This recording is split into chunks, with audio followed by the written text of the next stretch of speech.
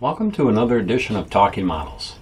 Today we're going to go back in the model vault and look at an old release from the 90s by Shape of Things entitled Wereone. I had never heard about this kit, but one time there on Facebook there was a guy selling a bunch of models. In this stash showed this box with the artwork for this werewolf. And I thought, why not? So I bought it. And you know what? I'm glad I did. This is no longer available, but you could probably pick it up on the hobby boards or Hobby Talk or wherever, maybe even eBay. Keep your eyes out, it's a goodie. So let's take a look at this beautiful werewolf kit. As you can see, you get a simple base. It's a nice 1/8 scale. So you get a simple base with some stones, some skulls. You get the werewolf himself in mid-pounce as he's approaching his prey. You can see a lot of detail in the furring, the eyes, the snout, the teeth, just a lot of details. You look around the hands, the bottom of the feet, the claws. It's just a beautiful 1/8 scale and a very nice size. And again, if you're like me, shelf space eventually becomes a problem. So let's talk a little bit about what I did today to bring this werewolf to life. I primed it in automotive grade primer. Once that dried, I usually let it dry a good 24 hours just to make sure it sinks in and I get a nice base coat for the paint to bite into. So once I did that, I then took out some Stylorez. They're black, and I airbrushed the whole piece, the wolf, and of course the base. That was my starting point.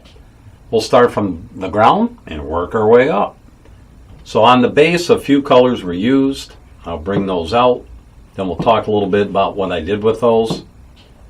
I used quite a bit of colors, as you can see on the base. Mixed it up this time with Garage US Colors and the Badger Freak Flex. So the first coat I put on was their Cursed Earth. I shot the whole base with the Cursed Earth. Then I came back in with our next color, which would be the Road Rash Brown, and I kind of just sprayed that over it. Just kind of hit it certain areas, leaving a little hint of the Cursed Earth, just kind of blend it in, go back and forth. And then I came in with some Bleach Bone Tan, and I kind of started hitting the highlights, like the dirt here, the dirt around the skulls. Just anywhere you see some high dirt areas, that's where I approached it and I hit it with that. And then the fun comes in with your transparents. I enlisted transparent dark brown, transparent burnt sienna, and transparent rich brown, all from Garage US Colors. These are amazing transparents. I recommend them highly. So what I did, once I had that done, I actually did shoot it light coat with my transparent black. Just kind of misted it over. Now you start building your colors. First up was transparent burnt sienna.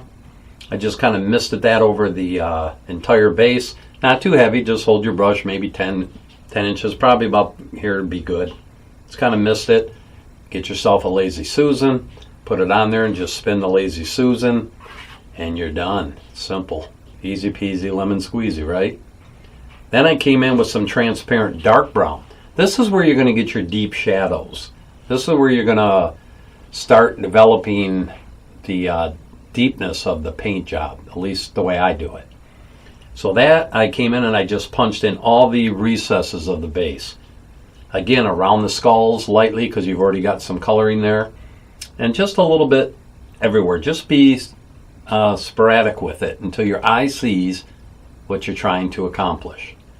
So once I had that done, I came back in with this transparent rich brown and I misted it over the whole piece. I punched in a little bit closer on some areas, just some spotty spots where I wanted to go with it, just to give different coloring, if you will.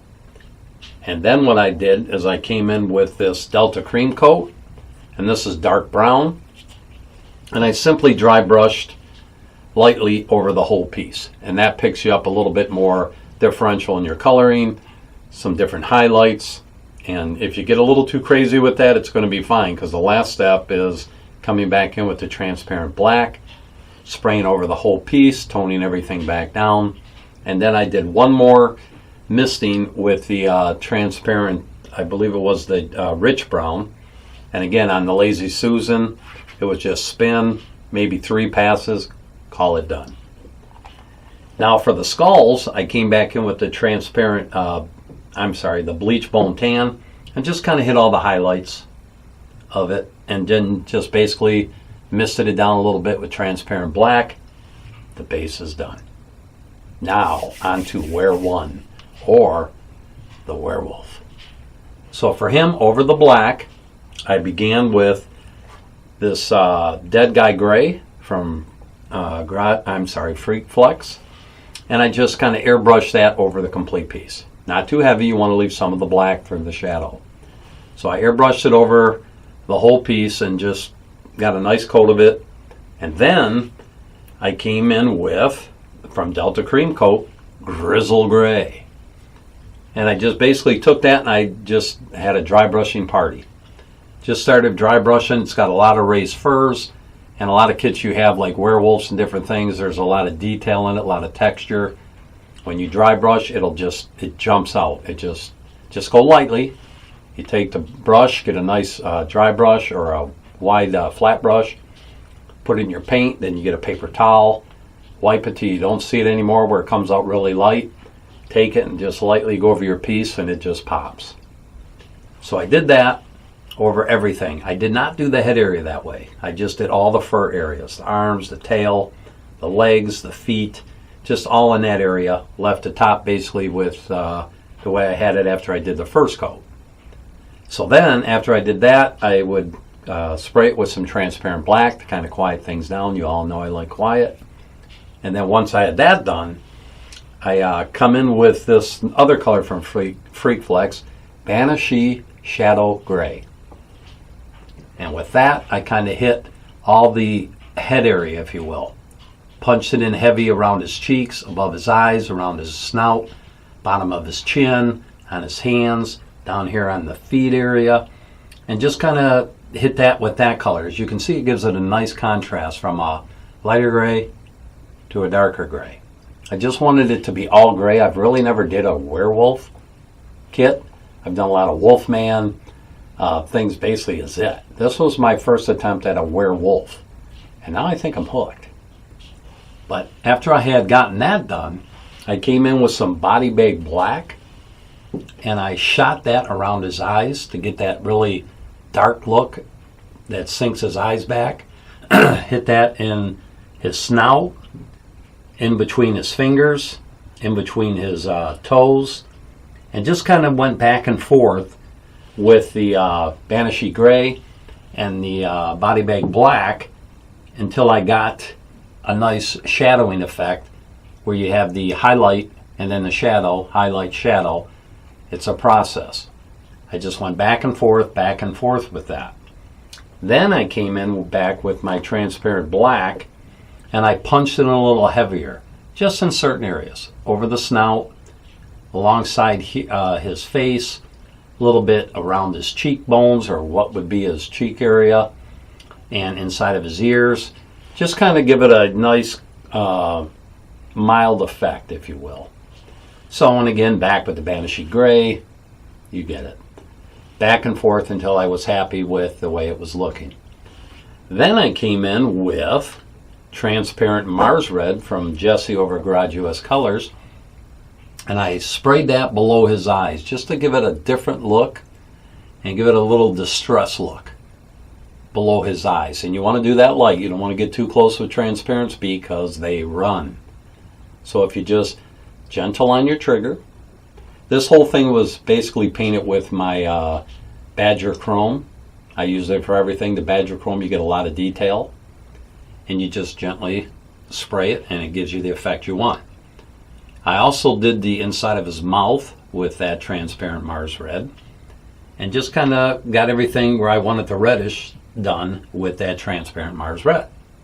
Now, then I came in for his tongue and mouth area, like sides of his, inside of his mouth, his tongue, with Freak Flex Pink Eye Burgundy.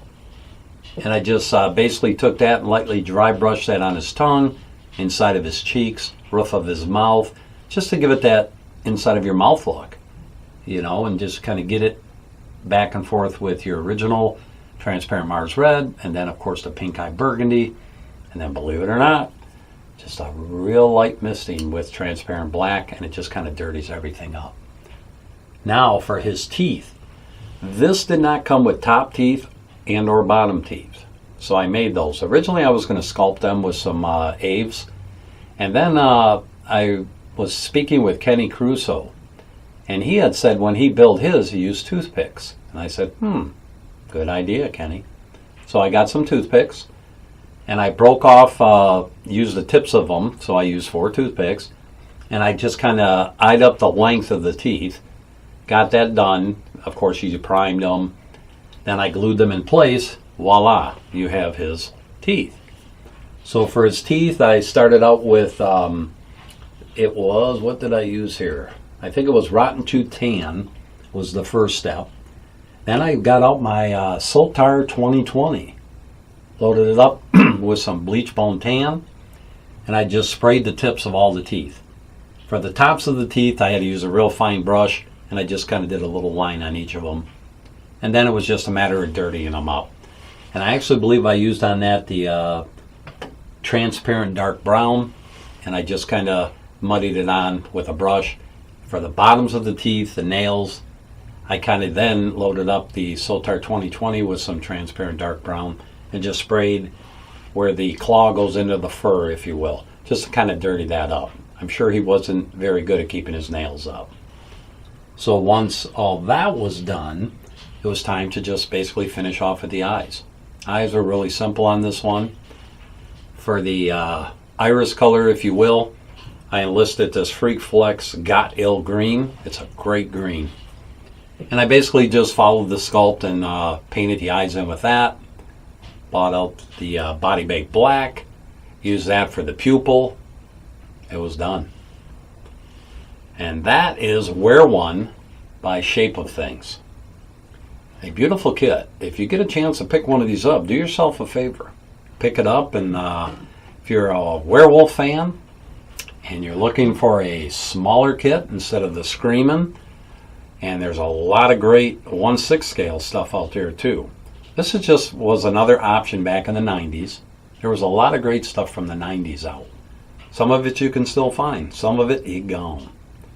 So you just got to look, be diligent, put your grail list up on the hobby boards. There's a lot of guys helping a lot of guys. And you may find this piece. So that's today's episode as we looked at Wereone from Shape of Things. And if you haven't subscribed to the channel, please do. I'm trying to get to 200. I think I'm at 185 right now.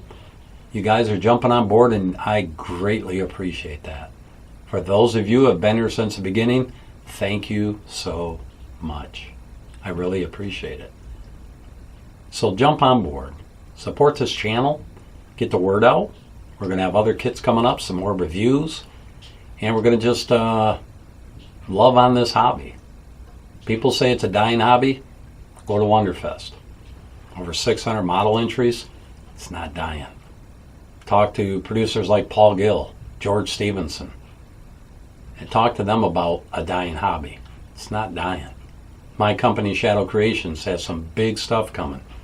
We have the re-release of Frankenstein Meets the Wolfman, which will probably be coming out a few days after this video. Sculpted by Jeff Yager, and it was originally from Resin Friends. It was through Tony Salinas, who had sadly passed away. Another loss to our hobby, another blow to this hobby. But thankfully, him and I, before he had gotten really sick, agreed that I would be the distributor in the U.S. Dave Nicholson distributes it in England. And together we can bring that beautiful sculpt back to life for those that missed it. Brand new molds, brand new castings for my release, all done by Paul Gill of Gillman Productions, and it'll be available soon. So thanks again for stopping in today, and as always, may the Lord bless your day.